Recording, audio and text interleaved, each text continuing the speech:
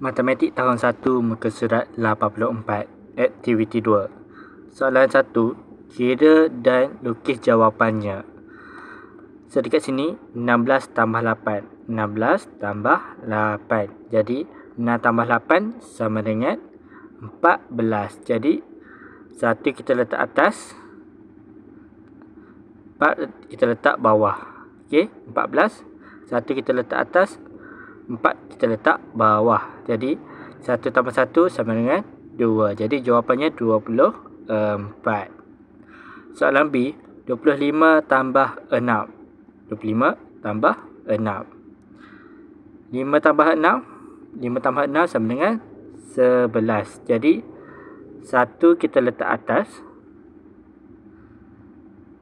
1 lagi kita letak bawah sebab 11. 1, 1. Jadi bakinya adalah 1 tambah 2 sama dengan 3. Jadi jawapannya 31. Soalan C, 9 tambah 34. 9 tambah 34. Jadi 9 tambah 4 sama dengan 13. Jadi 3 ni kita letak bawah, 1 ni kita letak atas.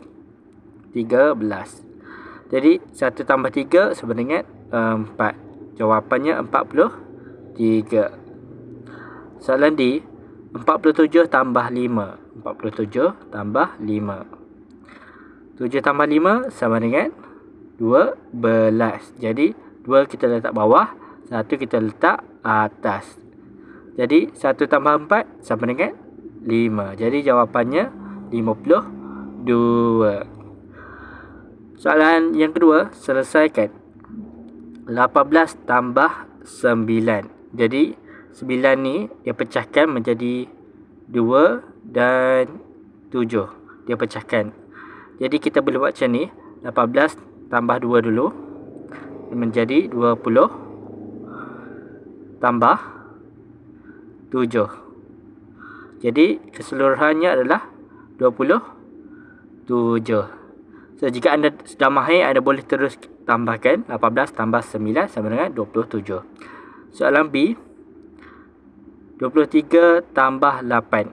8 ni dia pecahkan menjadi 7 dan berapa dekat sini?